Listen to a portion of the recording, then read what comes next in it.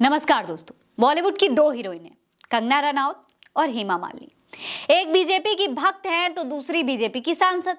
दोनों के बीच में ही टिकट की टक्कर देखने को मिल सकती है। दोस्तों, कंगना रनौत की फिल्में लगातार फ्लॉप हो रही हैं, इसीलिए अब कंगना राजनीति में अपनी किस्मत आजमाने की तैयारी कर रही हैं। आपको याद होगा, कुछ दिन पहले कंगना ने कहा था कि भगवान श्री कृष्ण की कृपा रही तो लोकसभा चुनाव लड़ूंगी।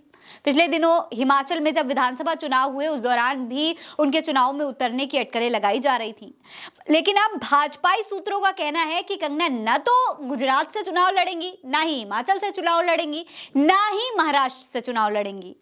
भाजपा ने उन्हें मथुरा से मैदान में उतारने का मन बना लिया है, जहां से फिलहाल हेमा मालिनी सांसद है। ये सवाल बार बार उठता रहा है दोस्तों कि मथुरा में इस बार हेमा होंगी या कंगना होंगी। इसका जवाब भले ही अब तक ना मिला हो, लेकिन राजनीति अभी से गरमाने लगी है।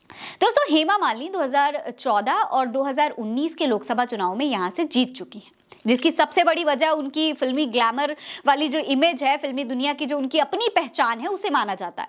दूसरा कारण, हेमा मालिनी जाट प्रत्याशी हैं और मथुरा में जाट वोट बैंक को काफी प्रभावित करती हैं। लेकिन भाजपा की एक आदत रही है, 75 साल की उम्र पार करने वालों को टिकट देने में पार्टी थोड़ा सा हिचकिचाती है।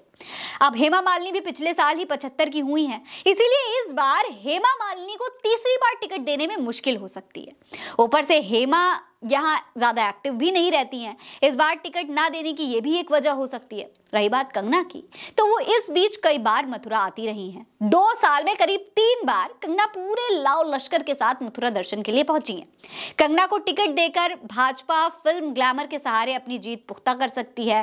कंगना को हेमा की रिप्लेसमेंट के तौर पर इस्तेमाल कर सकती है। साथ ही हिंदुत्व के सहारे बाकी सीटों पर भी फायदा उठा सकती है, क्योंकि कंगना हिंदुत्व को लेकर अक्सर अपनी जो बयानबाजी है वो करती रहती हैं और मोदी जी तो उन्हें भगवान का अवतार लगते हैं। हालांकि जब हेमा मालिनी से कंगना के चुनाव लड़ने पर सवाल पूछा गया तो उन्होंने कहा कि लोग आगे आ रहे हैं, ये तो बहुत अच्छी बात है, लेकिन पार्टी निर्णय करेगी और पार्टी का ही निर्णय आखिरी निर्णय होगा। इससे ज्यादा वो कुछ भी नहीं बोल पाई। इससे पहले भी जब उनसे कंगना के चुनाव लड़ने पर सवाल किया गया था, तब भी हेमा मालिनी ने कहा था कि आप लोग सेलिब्रिटीज ही क्यों देखना चाहते हैं, स्थानीय लोग भी हैं। यानी हेमा कम शब्दों में ही ये एहसास करवा रही है कि कंगना को अपनी रिप्लेसमेंट के तौर पर देखकर उनका दिल 100 टुकड़ों में टूट तो जरूर रहा है। आपको क्या लगता है? अपनी राय हमें कमेंट सेक्शन में लिखकर बताइए। ये खबर आप उल्टा चश्मा यूसी पर देख रहे हैं। मेरा नाम फरहीन अंसारी है। जय हिंद, जय भारत।